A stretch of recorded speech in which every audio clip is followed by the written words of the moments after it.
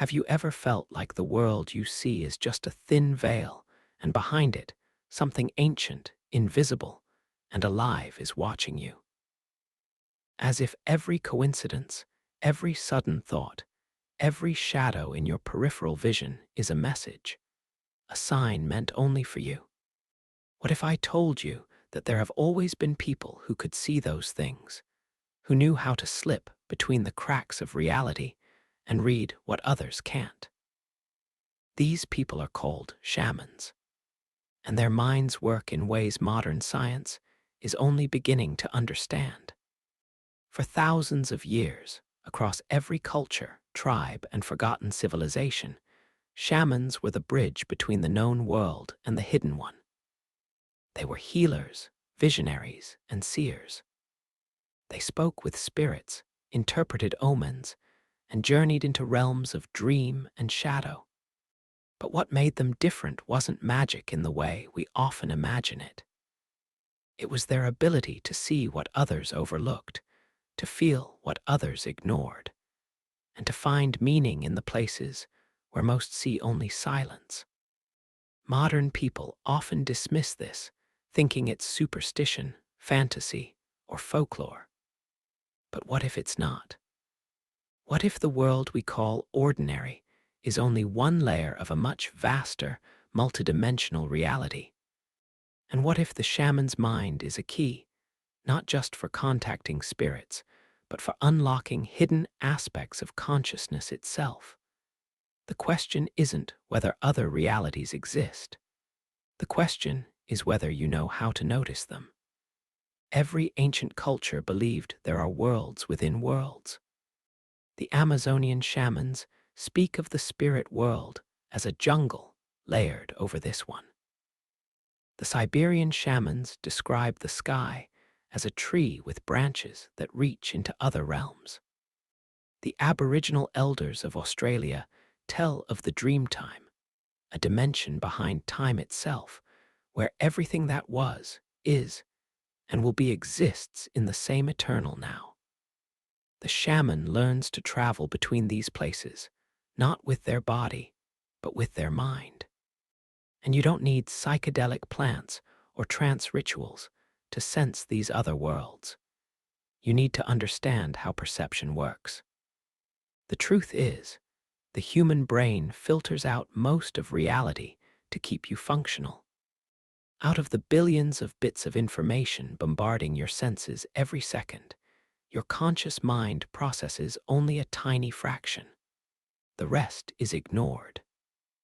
The shaman's mind, however, learns to widen that filter, to notice the patterns in what most people discard.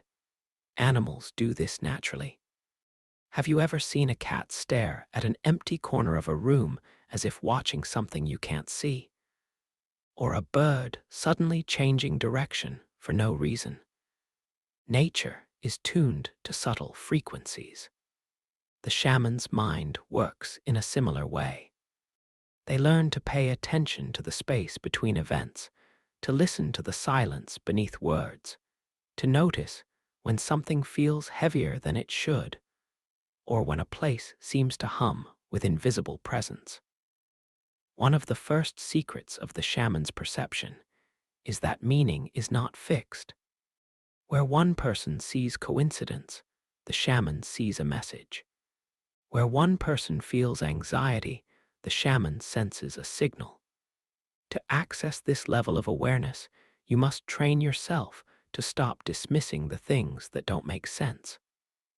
Pay attention to the odd thought that appears out of nowhere. Notice when a word seems to echo in your mind long after it's spoken.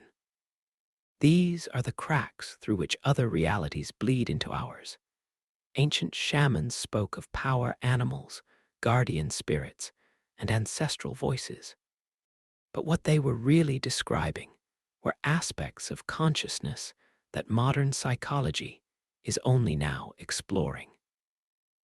Carl Jung called them archetypes, universal patterns of thought and behavior that live in the collective unconscious.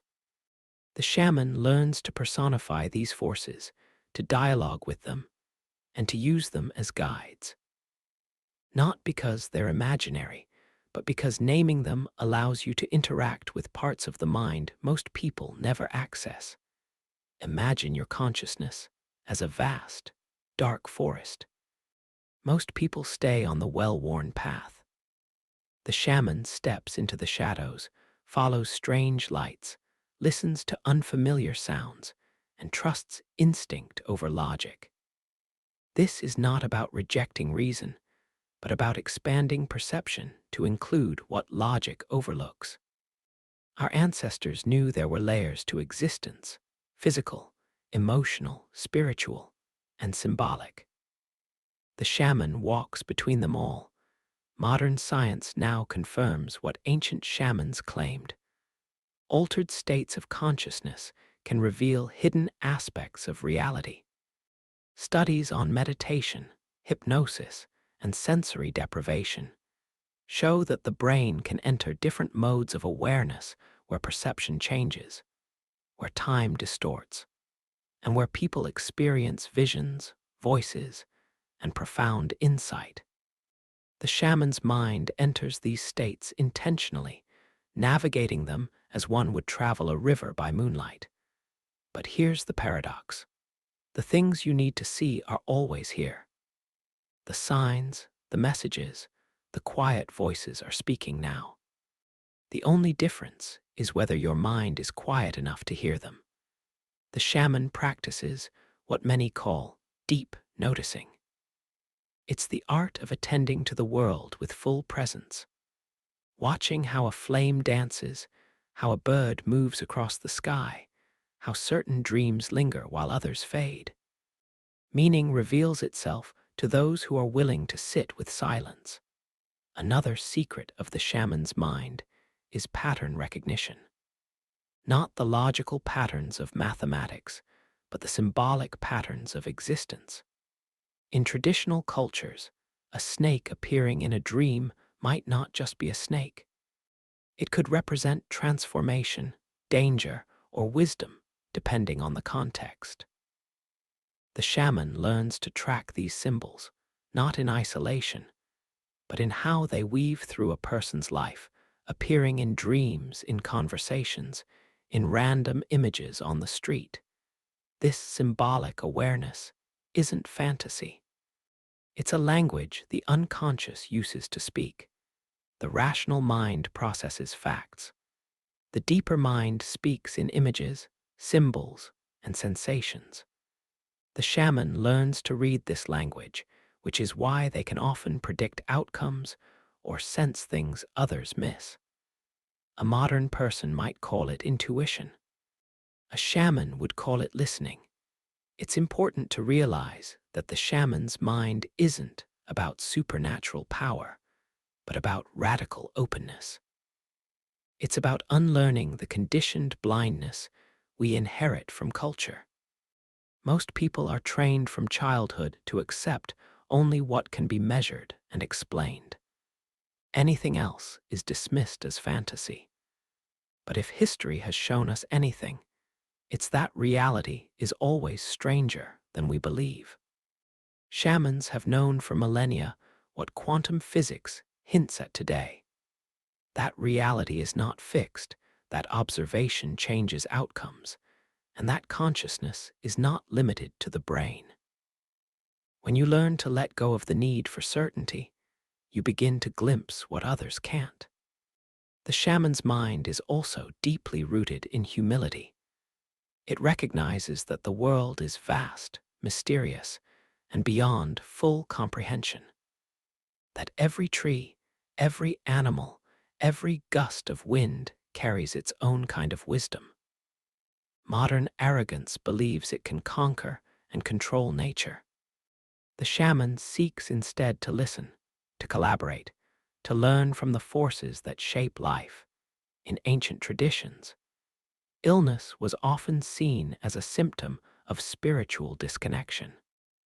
The shaman would journey to discover what part of the person's spirit had been lost, or what invisible force was causing imbalance. Healing wasn't just about curing symptoms, but about restoring harmony between the individual and the greater web of existence. And this is not a metaphor. Modern psychology acknowledges that trauma, grief, and chronic stress create fragmentation within the psyche. The shaman's approach, though couched in symbolic language, addresses this by seeking to retrieve the lost parts of the self, to reintegrate them into wholeness. Their techniques, whether through storytelling, ritual, or altered states, work because they speak directly to the symbolic, non-rational parts of the mind. To see what others can't, you must first be willing to question what you think you know. The shaman's mind lives in a world where nothing is purely what it seems, where the stone might be a messenger, the wind a warning, the shadow a teacher. This isn't paranoia. It's poetic awareness. It's living with the understanding that life constantly speaks in symbols, and those symbols mean different things to different people at different moments. There's a reason ancient cultures sought out shamans in times of crisis. When the ordinary ways of thinking failed, when logic couldn't explain the strange events unfolding, the shaman's mind could see the pattern hidden beneath the surface. In the modern world, we too live in a time of uncertainty, crisis, and disconnection. Perhaps now more than ever, the wisdom of the shamanic perspective is needed. To walk with a shaman's mind is to accept that certainty is an illusion. The world isn't a machine to be decoded through formulas and measurements alone. It's a living, breathing organism filled with layered meanings, invisible forces, and ancient memories buried in stone and blood. Every culture, every story, every myth echoes the same idea: that behind the surface of things lies something vast, watching, listening, speaking in a language older than words. Most people live in a state of distraction, chasing noise and novelty, drowning out the subtle voice of their own deeper awareness. The shaman does the opposite. They slow down, withdraw from the clamor of everyday life, and enter the sacred silence where meaning reveals itself. In that silence, ordinary objects transform. A stone is no longer just a stone. A dream is no longer random. A single word overheard at the right moment can open a doorway to insight. One of the shaman's greatest abilities is the art of listening without agenda. Modern minds are conditioned to judge, to categorize, to assign value to every experience. But the shamanic mind listens openly, as if the world itself is a sentient being telling a story. In ancient traditions, everything speaks: rivers, trees, fire, animals, even the wind. And it's not poetic metaphor, it's a recognition that consciousness is not confined to human beings. When you begin to perceive the world this way, everything changes. The city becomes a jungle of signs. The wind becomes a messenger. A dream becomes a map. You start to sense when a place feels wrong, when a decision weighs heavier than it should, when a thought is not entirely your own. This heightened awareness isn't superstition. It's pattern recognition on a deeper, symbolic level. The shaman also knows that suffering carries messages. While most people try to escape discomfort, the shaman moves toward it, asking what it reveals. In ancient healing rites, illness was believed to have a voice, a reason for its arrival. Shamans would speak to the sickness, asking what imbalance it signified. Even emotional pain was treated this way, seen as a spirit or force requiring acknowledgement, not suppression.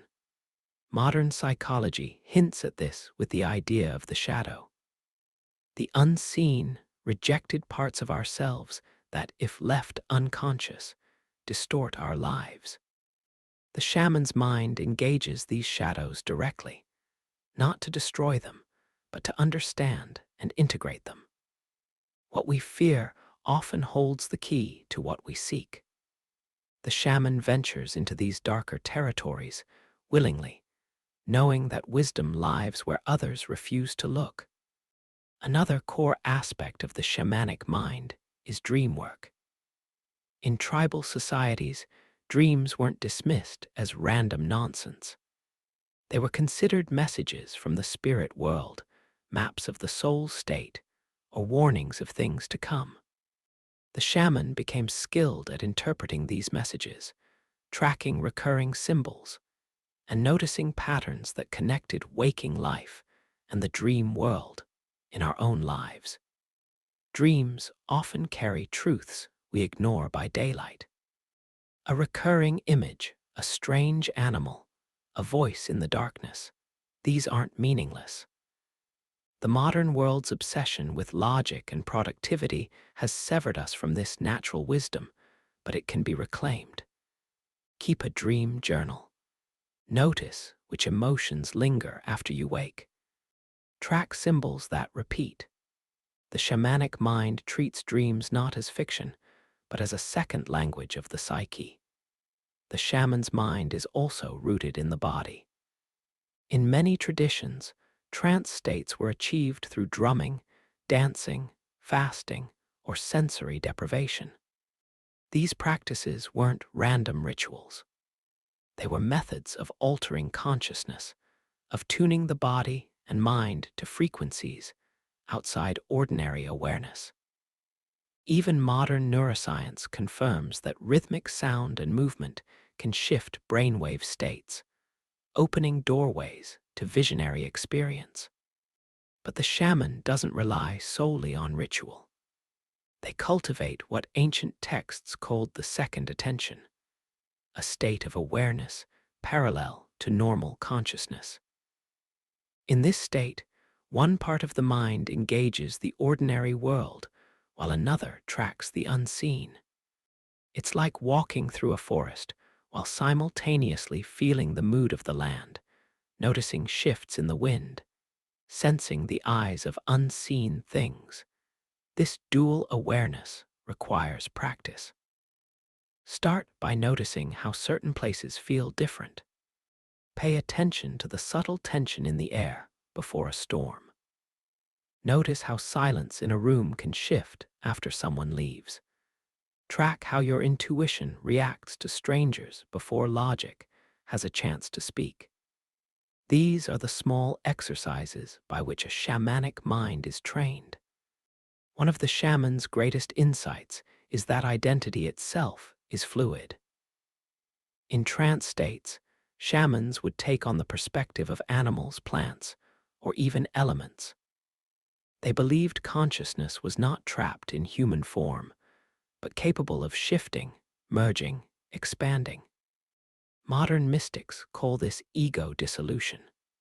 Psychology frames it as stepping beyond personal narratives. Either way, it's a recognition that what you think of as you is a temporary mask worn by something much larger. When the boundaries of self soften, perception expands. You begin to feel the heartbeat of the world, to sense patterns and moods not accessible through intellect alone. This is how shamans predicted changes in weather, located lost people, or sensed danger long before it arrived.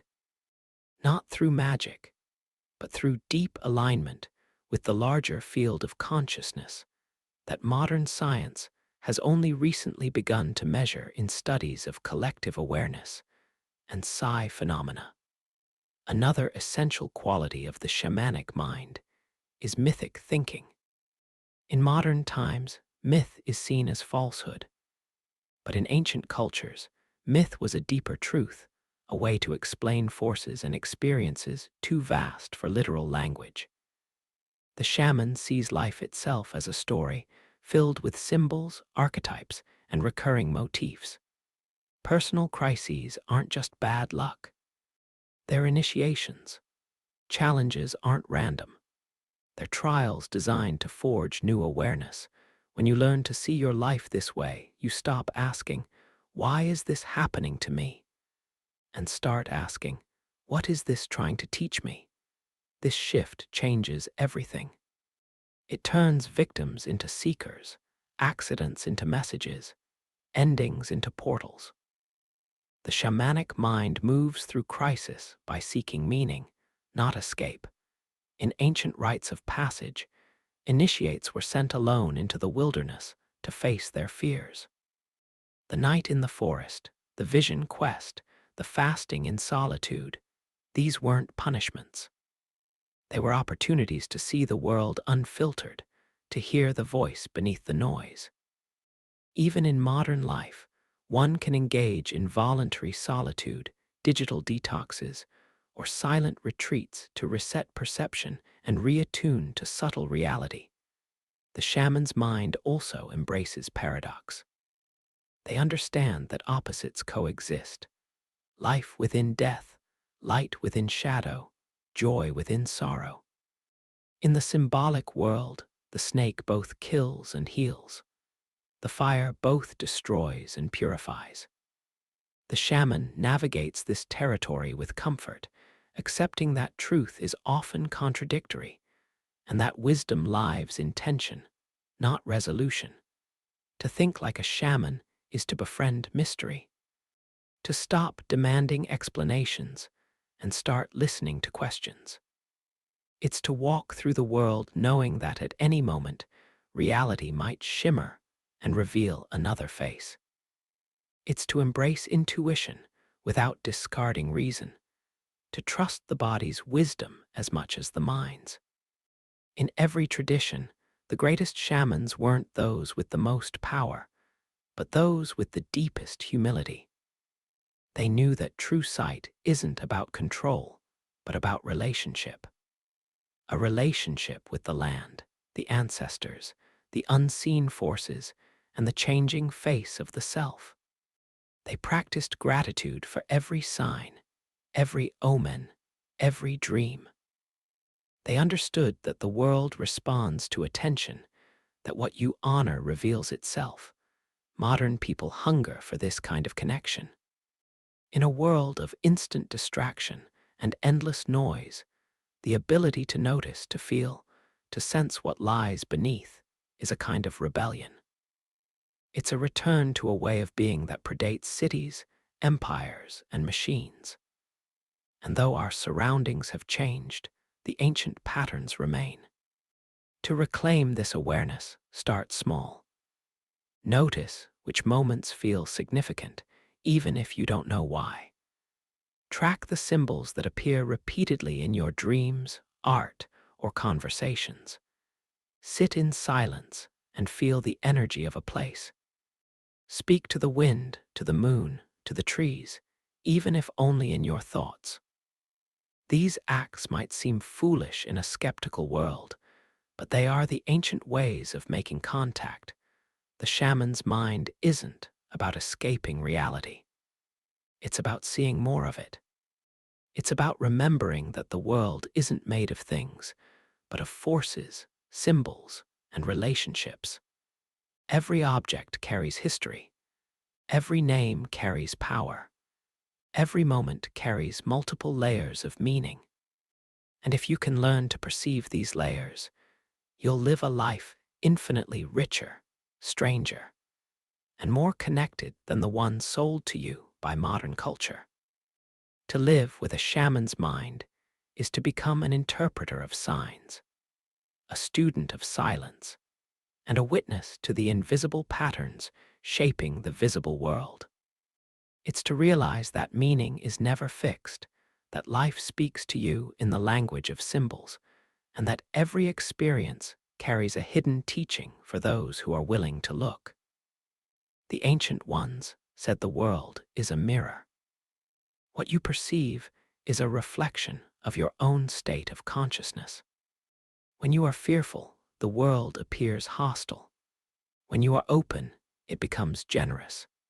When you carry questions, answers appear. But only if your attention is fine enough to notice them. In every ancient tradition, The shaman wasn't chosen by society, but by life itself. Illness, loss, or strange experiences often marked their initiation.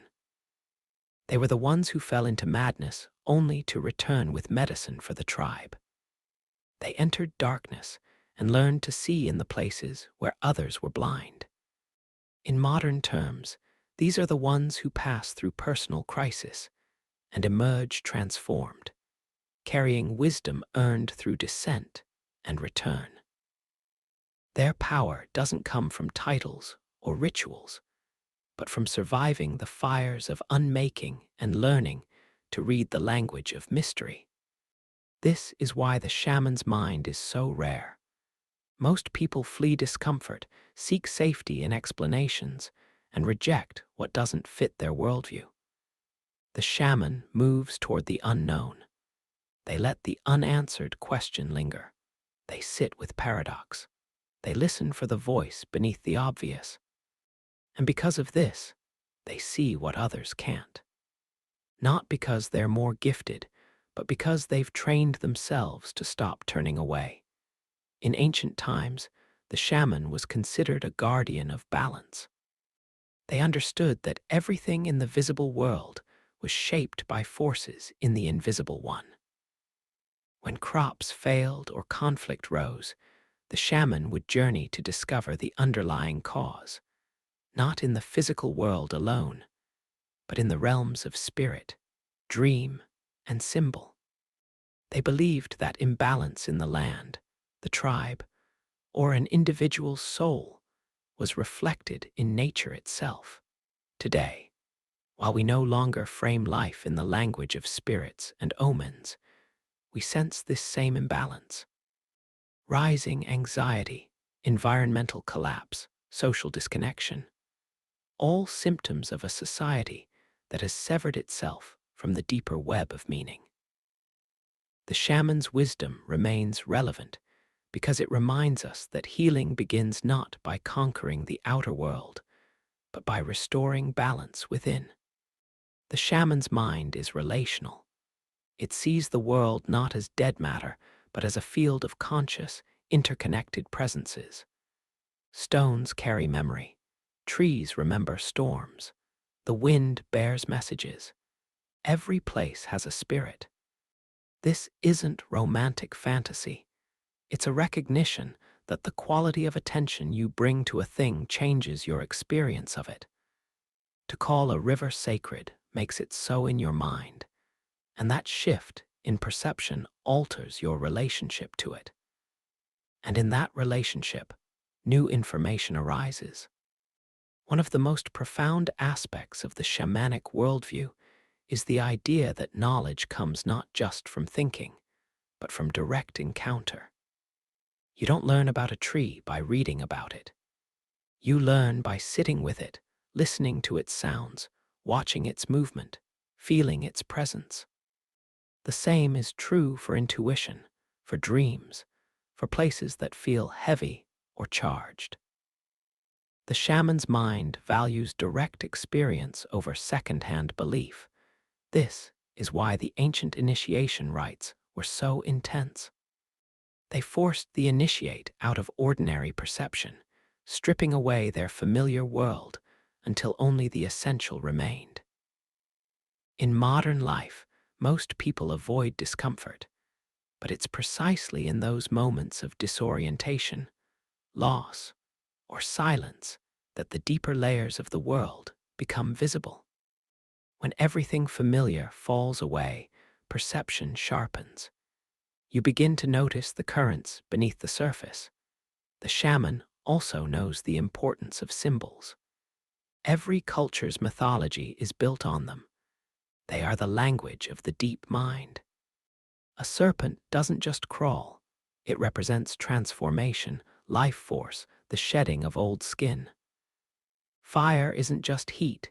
It is purification, destruction, illumination. The shaman reads life this way. Events, images, and emotions are not isolated facts, but part of a symbolic conversation unfolding between the visible and the invisible. Modern advertising and media still manipulate these ancient symbols, often unconsciously. But the shaman uses them intentionally as tools for understanding and healing. By recognizing the recurring images in your life, whether in dreams, random encounters, or repeated emotions, you begin to map the symbolic terrain of your own psyche. And once mapped, you can navigate it consciously. Another essential teaching is the practice of offering. In ancient rituals, the shaman would leave gifts to the spirits of a place before asking for knowledge or healing. These weren't bribes, but acknowledgments of relationship. The land gives when it is respected. The unseen forces answer when approached with humility. Even in a modern context, this attitude matters. Gratitude, acknowledgement, and care strengthen your connection to the world, and in that connection, new layers of awareness open. The shaman's mind is deeply ecological. It recognizes that everything affects everything else. That thought influences mood. That mood influences action. That action shapes environment. Nothing exists in isolation. Every word spoken alters the air. Every decision ripples through the web of life. In indigenous cosmology, this is known as the Great Web, the interconnectedness of all things. And though modern physics now speaks of quantum fields and entanglement, the insight remains the same. To see what others can't is not to possess supernatural sight, but to develop a different relationship to attention. It's to train the eye to notice what others dismiss, to track the patterns that connect events, to read the emotional atmosphere of a room as clearly as one reads a text, to feel the undercurrents beneath a conversation, to recognize when a random encounter isn't random. The final lesson of the shamanic mind is that death is not an end, but a transition. Ancient shamans believed that consciousness survives beyond the body, traveling through realms of spirit, dream, and memory. This wasn't mere comfort, it shaped how they lived. Knowing death walked alongside them, they cherished symbols, omens, and meaning. They lived in alignment with the deeper laws of existence, because they understood that everything seen was born from the unseen. In a modern context, this means living with awareness of impermanence, knowing that every moment is sacred because it will not come again. It means treating encounters as significant because they may be the last. It means seeking meaning not as entertainment, but as nourishment for the soul. The shaman's mind lives in constant dialogue with mortality, and in that dialogue, life becomes infinitely precious. To begin seeing as a shaman sees, you don't need to leave your life. You need only shift how you move through it. Notice where your attention goes, which thoughts linger, which places feel different, which words repeat in conversations. Track your dreams, watch the sky, listen to animals. Walk through the world as if it's speaking to you, because it is. The difference is that the shaman listens. In the end, the wisdom of the shaman's mind isn't about magic tricks or mystical titles.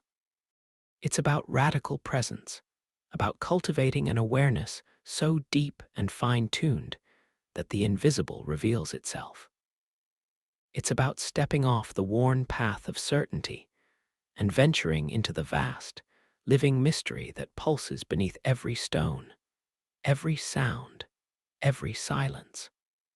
Those who do will discover what ancient seers always knew, that the world is not a thing to be owned, but a conversation to be entered. That life, in all its terror and beauty, is a dream dreamed by many minds. And that when you learn to see as the shaman sees, nothing is ever ordinary again. Because once you glimpse the hidden pattern, you realize it's always been there, waiting for you to notice. And that changes everything.